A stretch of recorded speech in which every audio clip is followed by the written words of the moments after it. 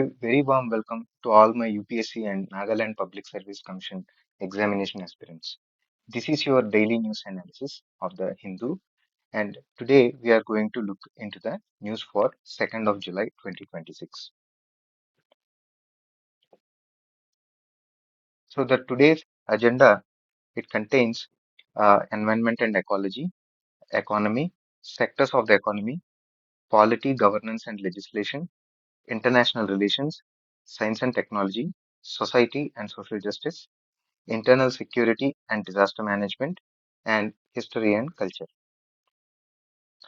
So the highlights in the front page goes with the four major stories. They are the commercial LPG cylinder prices have been cut by 183.5 rupees, and then the GST revenues are up 13.9% in June, and 300 rupees per day is the floor wage under the VBG Ramji, which is replacing Manrega, and World Bank scraps the climate targets. Going to the section number one, it is about environment and ecology. The first news is the World Bank retreats from the climate finance targets. So the World Bank on 29th of June 2026 said that it would retire two climate targets, a 45% climate co-benefits target and a 35% financing target that sat inside its climate action plan. It was launched in 2020. The goal was 35% and then raised to 45% in 2023, and it was meant to run for 5 years ending this year. Why has this happened? The pressure from United States, which is the World Bank's largest shareholder, argued that the target breeds inefficiency and pulls the bank away from its core mission, which is reducing poverty. Remember the wider backdrop here. The US has withdrawn from the 2015 Paris Agreement, the pledge that binds the countries to keep warming below 2 degrees Celsius over the pre-industrial levels by the year 2021 and 2100. Much of the global climate action flows from that principle. Now, why should we care?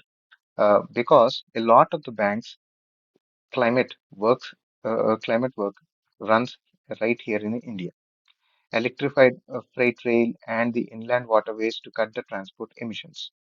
The forest and biodiversity work in Madhya Pradesh and Meghalaya, the groundwater management under Atal Bhujal Yojana, mangrove restoration, flood forecasting in Bihar's Koshi Basin, solar parks, green hydrogen, and One Health livestock program that guards against the zoonotic diseases which spill from animals to humans. So this is about the erosion of the multilateral climate finance and the north-south equity gap.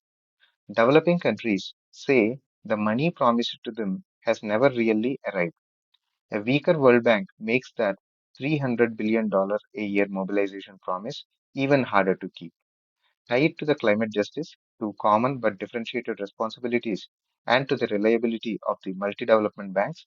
That's the frame we want to look. Then uh, another item is about the Indian monsoon. It talks about the monsoon rain deficit figures around 40%, which is deeply worrying because the hydropower generation could sharply fall, that warmer nights are forecast for July, and that the uh, farmers bear the brunt. The next news is about monsoon deficit and community fish conservation model.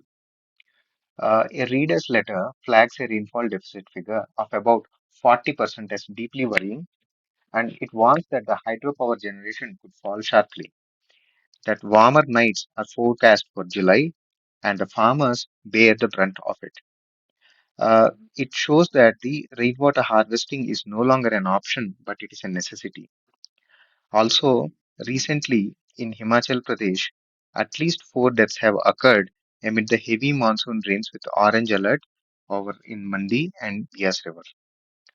And on the other hand, in the northeast, in Arunachal, nine members of the Sangyo clan, uh, uh, who are Nishi community, have moved 52 fingerlings of a ray finned fish, the scientific name of which is Schizothorax pelzami, into a stretch of the stream that the predatory mahshir cannot reach. The mahshir is the prized sportfish nicknamed the tiger of the water. The village even proposed a 5-year fishing ban so the population can recover, and it shows that the community-led traditional conservation and indigenous knowledge as biodiversity governance balances a livelihood tradition with the species survival. Next, we will look into the macroeconomic aspect. The first news is about the GST. GST has just completed 9 years. It came on 1st of July 2017, and June's number were strong on the surface. The revenue grew by 13.9% year on year to 1.95 lakh crore, the best growth in 13 months. But here's the crux. And the growth was import led.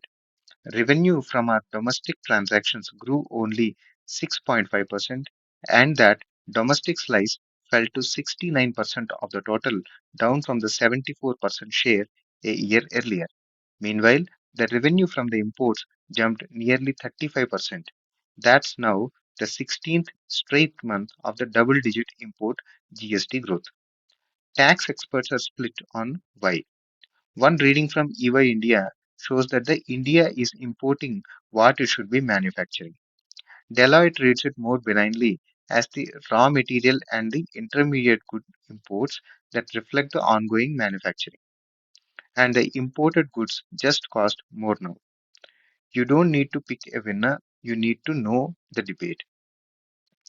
Now, the experts flag a to do list which should be memorized, that is, about the real estate, the petroleum products, liquor, agriculture, and education are still outside or exempt from the GST. There's a call to bring in the low hanging fruits like the aviation turbine fuel and the natural gas into the GST ambit.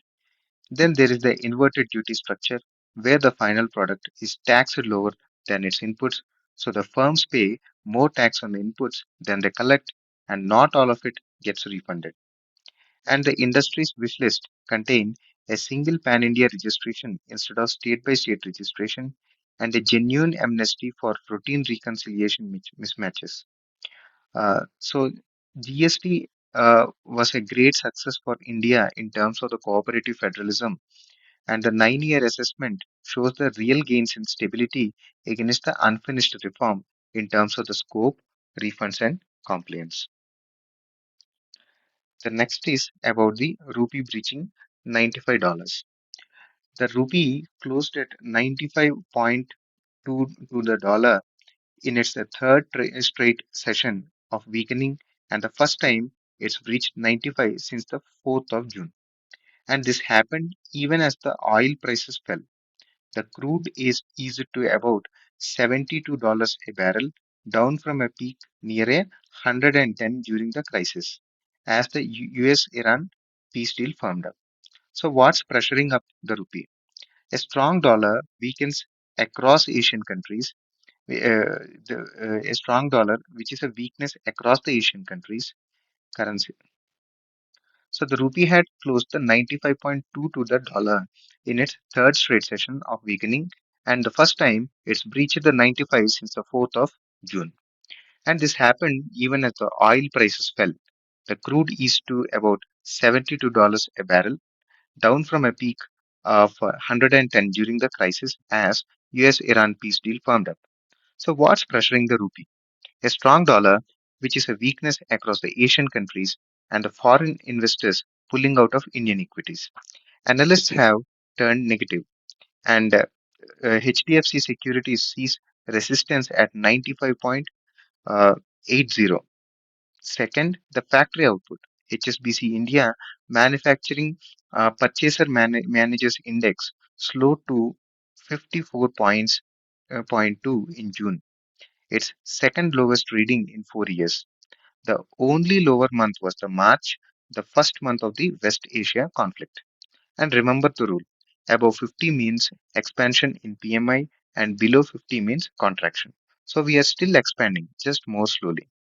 And the third is that uh, the as Commerce Minister of India, Piyush Goyal, speaking in London, had pointed out the global sovereign rating agencies are unfair to India while praising the India headquartered CareEdge as objective.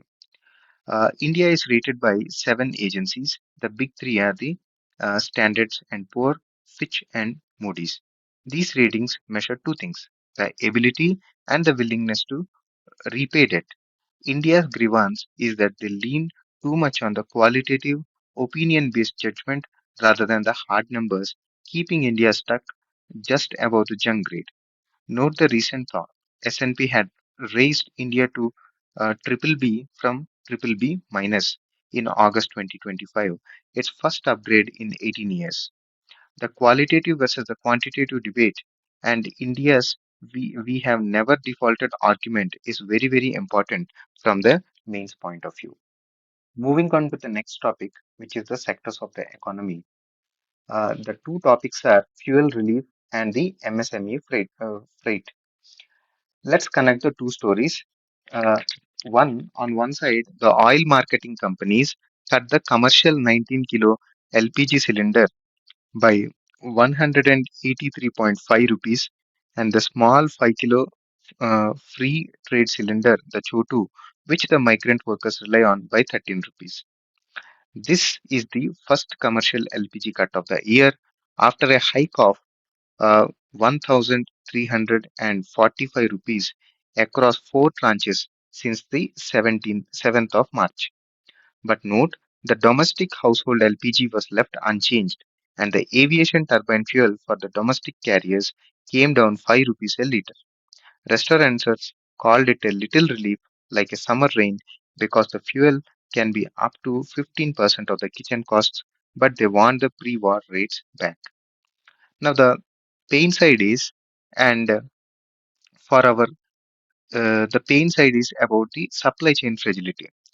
For our small and the medium exporters, the MSMEs, the freight costs have exploded because of the same conflict. A 20-foot container that's 1 TEU from South Indian port to Jebel Ali used to cost 3 to 400 dollars. It's now around 5,700 dollars. The garment freight from Tirupur to the US and the Europe was up roughly 200%. Steel is up about 30%. Copper and brass have doubled. And here's the squeeze: the buyers abroad themselves are facing inflation and they mostly refuse to share the cost. So the MSMEs who have no margin to absorb it are running into losses. The Engineering Exporters Body, EEPC India, called it a dramatic rise like the pandemic. This is the trade and logistics resilience and the case for route diversification. We are looking into the energy security, and there are two pieces from the editorial page on the coal chemistry and the unified national energy framework. Uh, so these are very important from the general studies 3 perspective. The first is the lead article on building India's coal chemistry capability, and its argument is elegant. India handled the Strait of Hormuz shock brilliantly through the refinery flexibility within weeks. Non-Hormuz sourcing rose from 55 to 70% of our crude intake, and under an LPG control order, refineries lifted the domestic LPG output from 35 to 54,000 metric tons a day in just 5 days. But, and this is the crux, refining the same imported molecule more efficiently does not fix our deep dependence on the imported LPG. So, what's the durable fix? A domestic substitute molecule, dimethyl ether, which is a clean burning gas that can be blended straight into existing LPG cylinders and pipelines, and it can be made from the coal through gasification. Note these figures. The Bureau of Indian Standards have approved blending up to 25% of dimethyl ether into the LPG, and the 20% blend from the coal gasification could displace around 6.3 million tons of LPG imports a year. This saves nearly 34,000 crore rupees in foreign exchange. And this isn't just theory. The Union Cabinet has approved a 500 crore scheme for coal and lignite gasification, targeting 100 million tons by 2030. The main framing is energy security through the indigenous molecules, not just through diplomacy, with an execution gap to close because India's coal is higher in ash than the coal behind China's coal to chemicals lead. The second piece talks about INSA policy brief, that is the Indian National Science Academy, which calls for a single unified national energy framework as India aims for energy self reliance by 2047 and net zero by 2070. It's worth knowing that our installed capacity has grown from about 40 gigawatts in the 2015 to about 260 gigawatts by 2025. The framework rests on four pillars, which are adequacy, access, affordability, and appropriate sustainability, with the circular economy and the carbon capture as the cross cutting enablers. The takeaway is simple but powerful. Treat energy as an integrated whole, be it the coal, renewables, biomass, gas, and the clean tech, which coordinated together rather than in silos. Now, the growth story. It is about the global capability centers, which the paper calls the new identity of Hyderabad. These are not back offices run by third parties. They are integral parts of the parent company doing the cybersecurity, cloud, supply chain, and AI research. Hyderabad has more than 355 of GCCs. Nationally, they are India has over 1,700 GCCs employing 19 lakh people with combined revenue up from 40.4 billion dollars in the financial year 19 to 64.6 billion in financial year 24. The center expects the sector to hit an $105 billion dollars and the 28 lakh jobs by 2030. Policy continuity across successive governments and the case for pushing the GCCs beyond the metros into the Tier 2 and the Tier 3 cities is important. And quick sweep of the rest is passenger vehicles had a strong June with Maruti Suzuki up 19%, Tata Motors up 69 with electric vehicles up 183%, Mahindra up 37, Kia up 19%. The public sector minor, National Mineral Development Corporation, iron ore output rose 44%, a record first quarter growth as it chases 100 million ton capacity by 2030. Godrej is betting big on pet care, a 6,000 crore market where only one household in 10 owns a pet. And Ireland's envoy said finalizing the EU-India free trade agreement concluded in January this year is a priority for Ireland's EU presidency.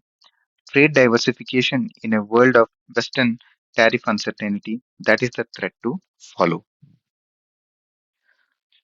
Moving on, polity, governance, and legislation.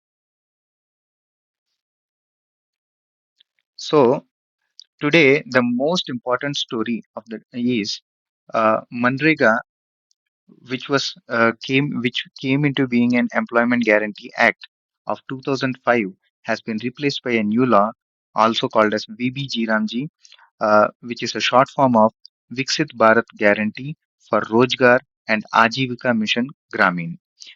This was enacted in 2025. The center has fixed a floor wage of 300 rupees a day, and the 21 states and union territories were paying below that have been raised to it. In the Hindi belt, the jumps were notable. Uttar Pradesh up 48 rupees, Bihar up 45, Madhya Pradesh up 39, Rajasthan 19. Haryana still has the highest rate at 409 rupees. Only Haryana, Goa, and Kerala are above 400. But the wage numbers is not the real story. The real story is the fundamental shift in design. Manrega was demand driven. You demand work, the state must provide it. and the center bore almost the entire labor cost. Under the new act, the union government sets a normative allocation for each state, so it becomes supply driven, controlled from the center, and the combined labor and the material spend now falls under an 60-40 sharing ratio. Crucially, any spending beyond that normative allocation falls entirely on the states, and the fiscal hit is enormous. An analysis by the Hindu estimates that the state spending could rise by nearly 600% to at least 51,000 crore in the 2026-27 against about 7,700 crores they spent in the 2024-25. Tamil Nadu's chief minister has written to the prime minister asking for 100% central funding for wages and administration and the 75-25 split on materials.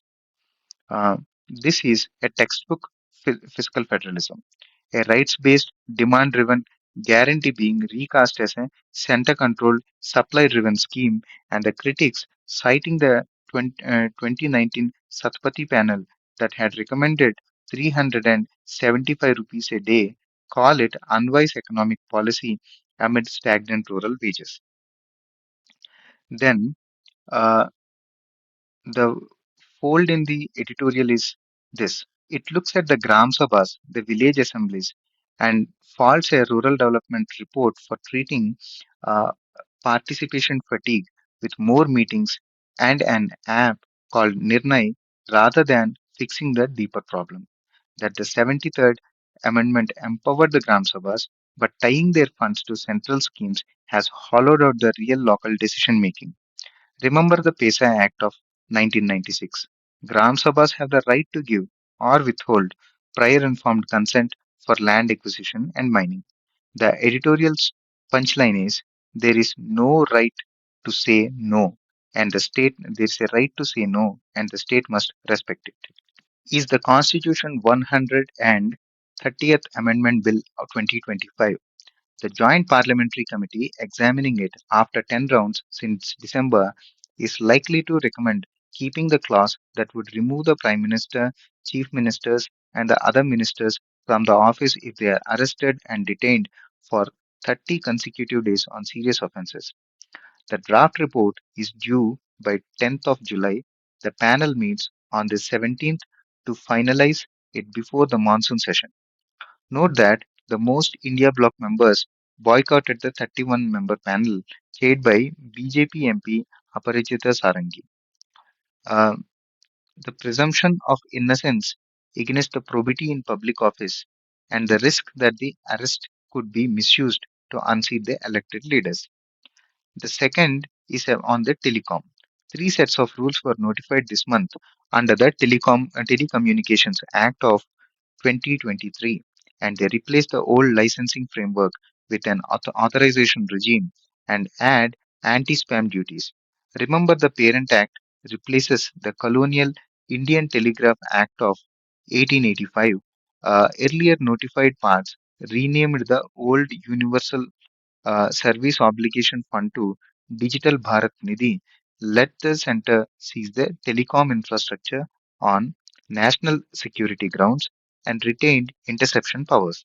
And interestingly, the final rules drop the explicit references to the satellite internet, GMPCS, even as the Starlink awaits approval. Modernizing the telecom law is a balance between ease of doing business and expanded state powers, with real privacy and surveillance concerns on the other hand. Moving on, the next session is international relations.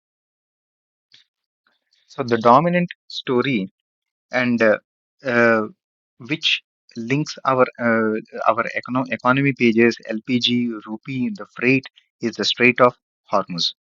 Just place it geographically. It is a critical choke point connecting the Persian Gulf to the Gulf of Oman and onward to the Arabian Sea.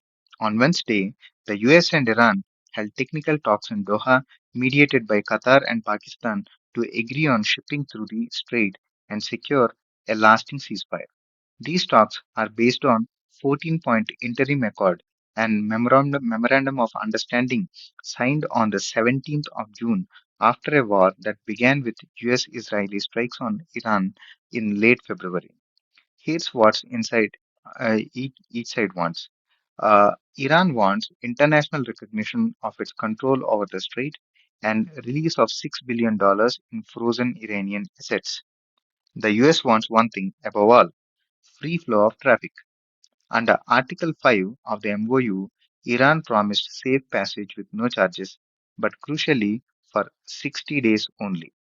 And the next line matters enormously. It's Iran, not the United States, that will hold talks with Oman and other Gulf states to define the strait's future administration. The analysis piece draws it out beautifully. By hanging on to Hormuz despite American threats, attacks, and a blockade, Iran has demonstrated deterrence and it now wants to institutionalize control. A new Persian Gulf Straits Authority, a designated shipping route, and eventually service fees modeled on the Strait of Malacca and the Singapore Strait, and the Gulf states, Oman, Qatar, Saudi Arabia, and even UAE are in talks with Tehran. This is a reordering of the Gulf geopolitics, a regional actor setting the terms after a conflict with direct consequences for India's energy security and our strategic autonomy in West Asia. That's why this one story sits at the center of the whole paper.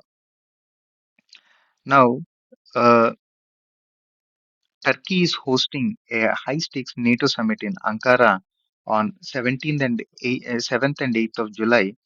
All 32 members, including the President Trump, whose threats to cut the US troop levels have cast uncertainty over the alliance. The agenda is unity, defense spending, and America's evolving role. Uh, these are the facts about Turkey.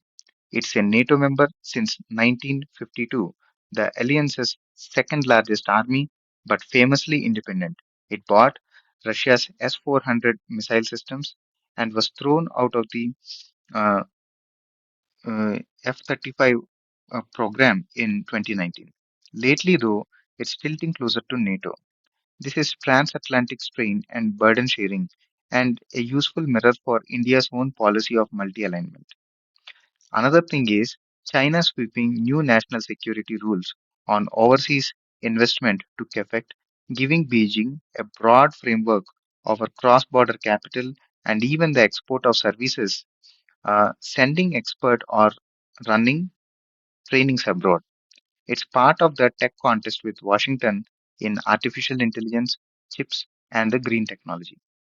And s- uh, three, some diplomacy about Iran has invited the Congress leaders and the former Jammu and Kashmir Chief Minister Mehbooba Mufti to Ayatollah Ali Khamenei's burial ceremonies running the 4th to 9th of July.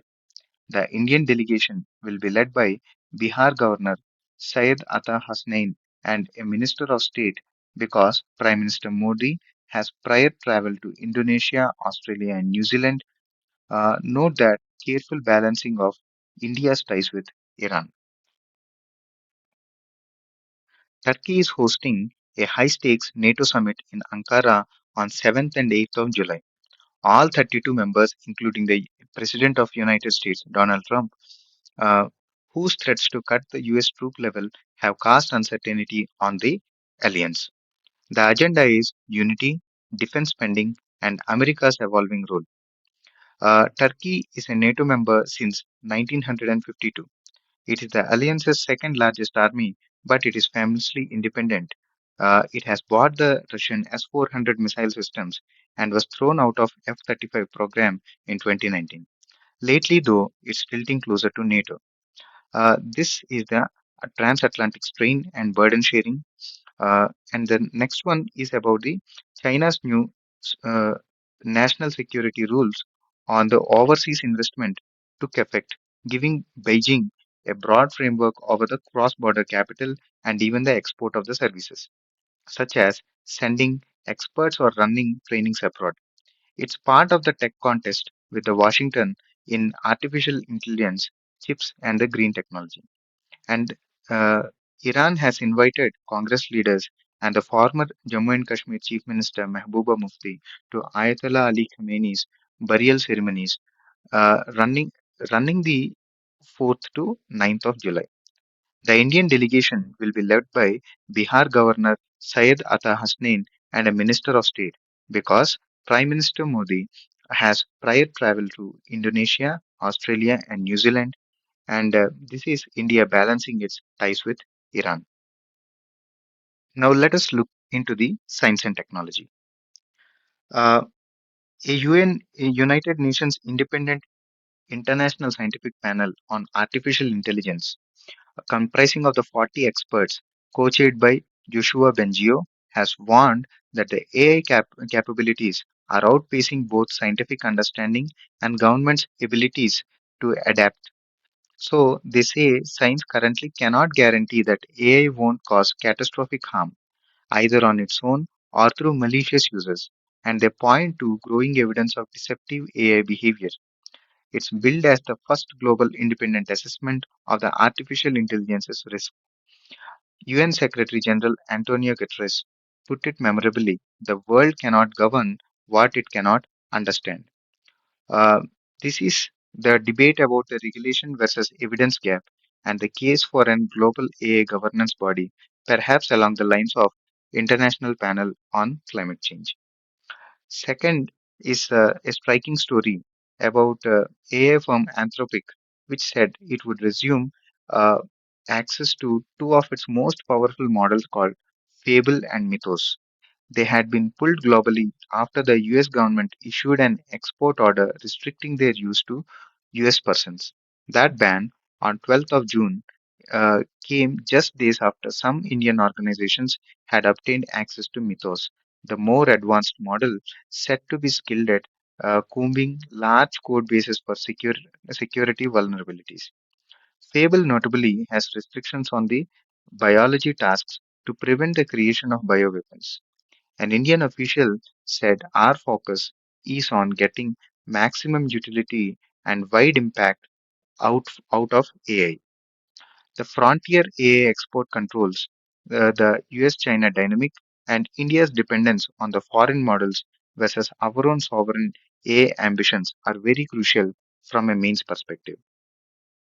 And a business twist to it is the research firm uh, Gartner forecasts that up to $234 billion of enterprise software spending is exposed to what it calls agentic arbitrage by 2030 as artificial intelligence agents complete tasks across the systems and make the traditional software interface almost invisible. Agentic AI could be about 20% of enterprise software spending by 2030. This is not an apocalypse, but a metamorphosis, as pointed out by uh, Gartner forecasts. Topic is about curbing the under 16s on the social media. So Vibodh Parthasarathy of Jamia Millia University had written an op-ed on whether we should ban under 16s from the social media. It's prompted by the bans announced in the United Kingdom by Prime Minister Keir Starmer and in Australia, Indonesia, Malaysia, France, and Canada, which has started a similar debate here in India at the state level. His argument is that the blanket bans are unlikely to work. They assume robust age verification systems, which itself forces the platforms to collect sensitive identity data about the minors. They are easily circumvented by a teenager using a family member's credentials or simple tech workarounds. And the Australian experience shows age gating just pushes under 16s onto less regulated platforms whose safety we do not know. So, what's the alternative to this? He argues the better lever is platform governance, that is, shifting our attention from the users at the risk to the platforms creating the risk. His sharp point is that addiction is central to attention economy. Platforms, he says, platforms cannot compete without instituting by design or deceit some form of dependence. The harder but better path is to legally oblige the platforms to be transparent about their design and to build genuine safe spaces. And uh, governments reliant on these tech giants or wary of the selective enforcement allegations will find that harder than the politically easy option of ban. And this is very important from a mains perspective, especially in the GS paper 2 and GS paper 3. It is about the online safety versus the privacy and the platform accountability versus simply restricting the access. With the reminder that ban is legislatively convenient but analytically weak in nature. Next, we move on to the society and social justice. So, re, uh, what we see is the civil registration, sex ratio, and the demographic scrutiny. So, the India civil registration system data for the year 2024 is out, and there is good news and there is a stubborn problem. The good news is that the registration is now near universal. The birth registrations have reached 99.1% and the death registration 99.4%. The problem is the sex ratio at birth is 917 females for every 1,000 males. The top performers are Arunachal Pradesh at 1050, and then Andaman, Nicobar, Meghalaya, Mizoram, and Kerala at 970.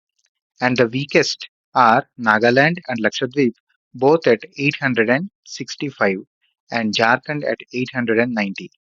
That figure is directly relevant for the NPSC aspirants. One nuance to carry into the answer is that the rise in registration does not mean fertility or mortality is suddenly rising. It means the system is simply capturing births and the deaths and the sex ratio more completely. So, from a mains perspective, connect this to the persistence of Sun meta preference and to the uh, Preconception and Prenatal Diagnostic Tests Act and against the sex selection of male child over the female child and to the Beti Bachao Beti Padhao scheme. Now, the other half of the demographic story is a high level committee on the demographic changes, headed by the retired Supreme Court Judge Justice Prakash Prabhakar Navlekar, will send questionnaire to the chief secretaries comparing 2011 census data with the present and will ask the Election Commission for the names excluded during the special intensive revision of the voter rolls to estimate illegal migrants. Meanwhile, the census 2027 is underway after a 16-year gap. So, house listing ends by 13th of September and the population enumeration by the 1st of March 2027. And note the controversy. The SIR is criticized for putting the burden of the proof on the voters, has deleted about 6.5 crore names, roughly 11%, and women voters fell after SIR everywhere except in Tamil Nadu. That's electoral roll integrity versus disenfranchisement, which will be a strong debate when it comes to mains examination. Next, we will look into the rights of the disabled prisoners. Before a court appointed high powered panel headed by the former Supreme Court Judge, Justice S. Ravindra Bhatt, an activist petitioner who had earlier highlighted the prison ordeals of late G.N. Sai Baba and Stan Swami, who were prisoners but are also disabled, led the Supreme Court to set up this very committee. He has argued that the prisoners are especially vulnerable to exploitation. The plea urges a mechanism to let the prisoners self identify and declare their disabilities verified through sensitive medical checks and citing the state's duty under the Section 7 of the Rights of the Persons with Disabilities Act and Section 55B of the Model Prisons and the Correctional Services Act of the 2023. The powerful reframing here is that the prison administration should be at an obligation to protect from the very moment a person enters rather than it's a discretionary favor. So this connects with the disability rights and the prison reforms to Article 21 of the Constitution, which guarantees right to life and personal liberty and right to live with dignity. And it also gives a broader push to the free India's jails from their colonial legacy. It's clean governance and the vulnerable sections related matter. Now let's look at the internal security and disaster management. Manipur is once again on the boil. Armed groups went on village burning spree in Kamjong district along the India-Myanmar border, signaling a return of Kuki-Naga conflict after a pause. And here you must give both the sides.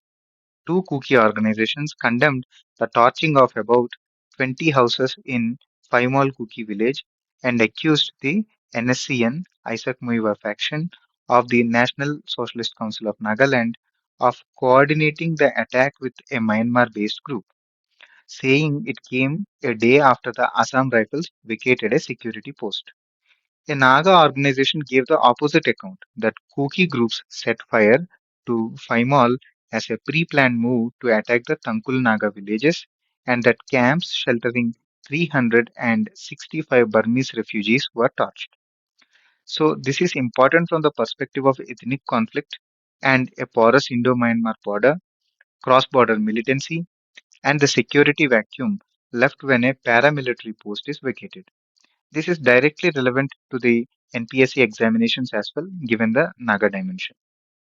Now, the second editorial is about the exam paper leaks. It is titled The Fixing the Rot.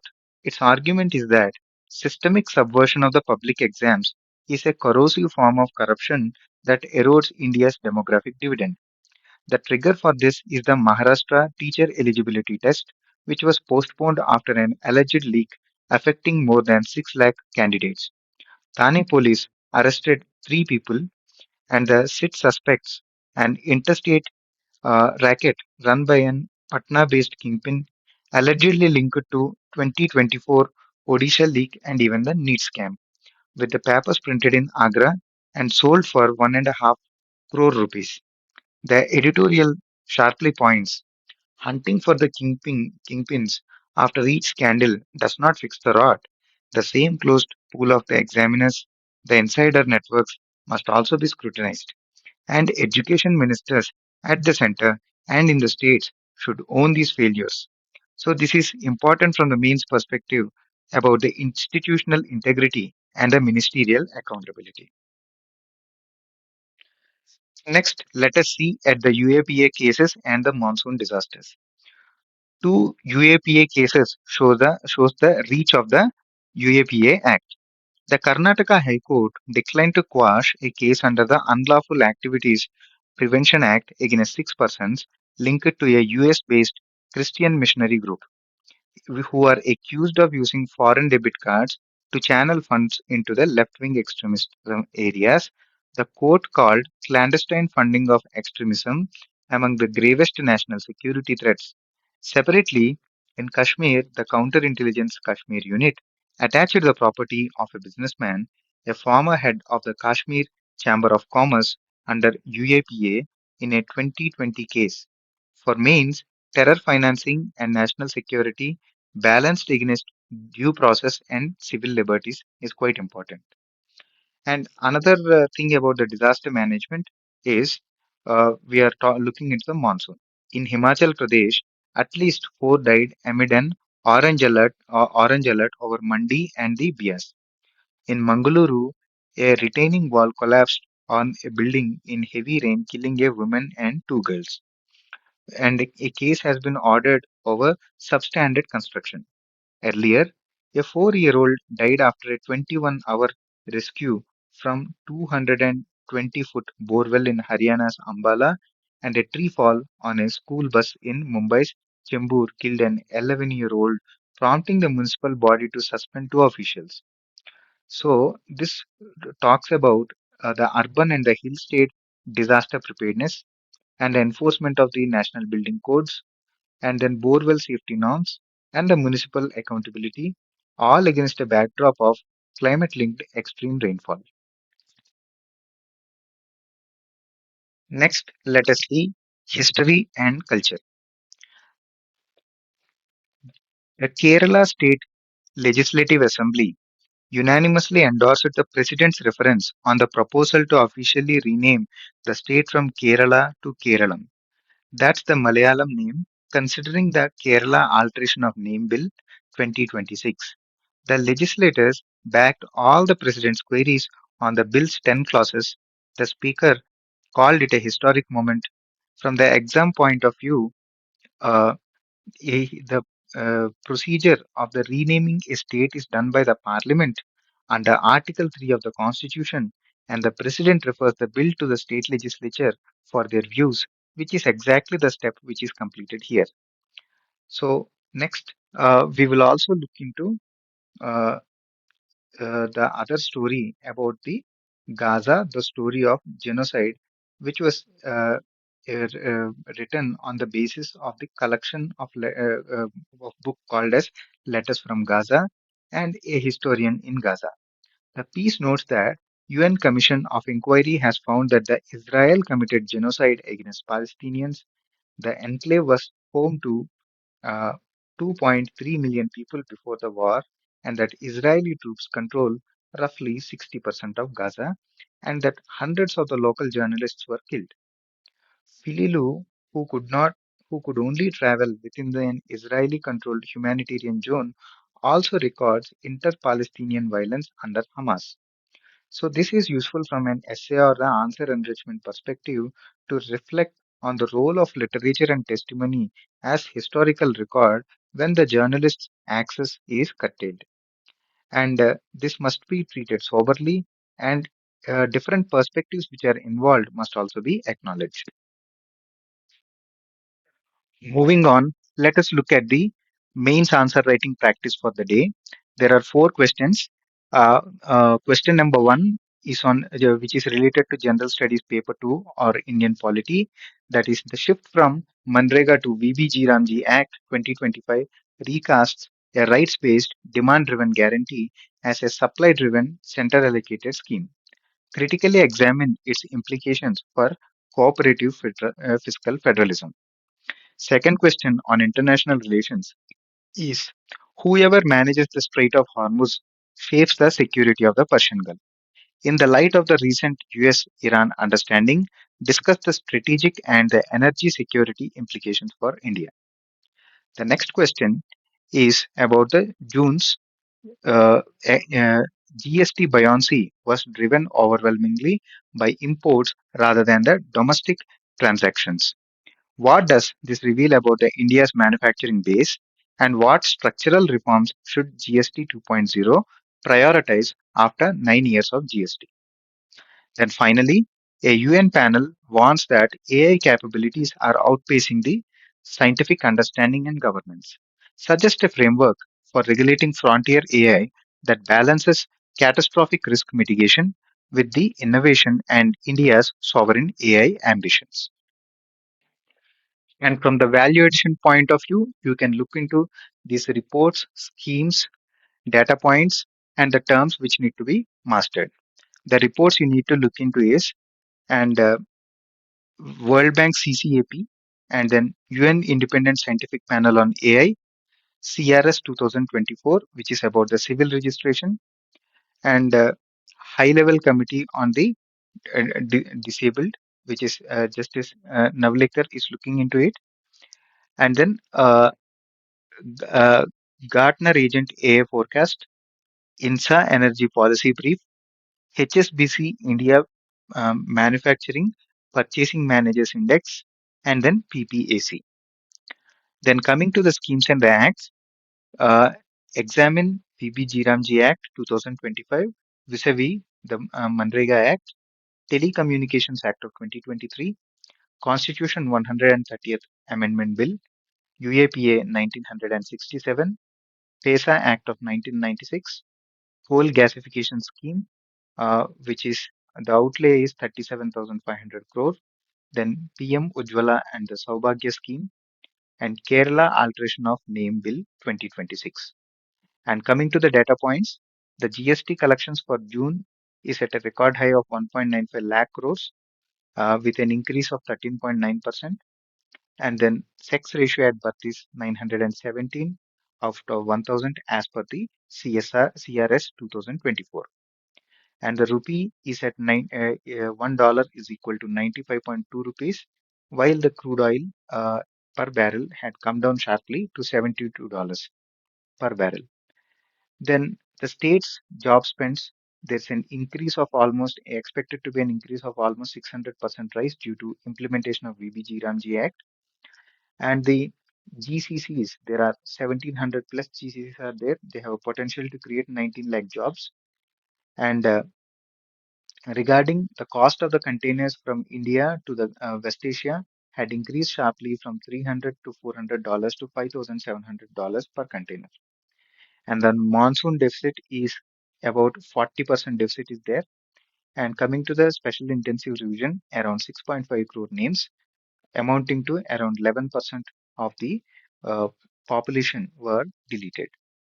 Then the terms to master are inverted duty structure, normative allocation, agentic AI or agentic arbitrage, DME or dimethyl ether or and coal gasification, straight choke point and about PGSA, attention economy and age gating, TEU of right unit, One Health or zoonotic spillover. Thank you, and that's all for today.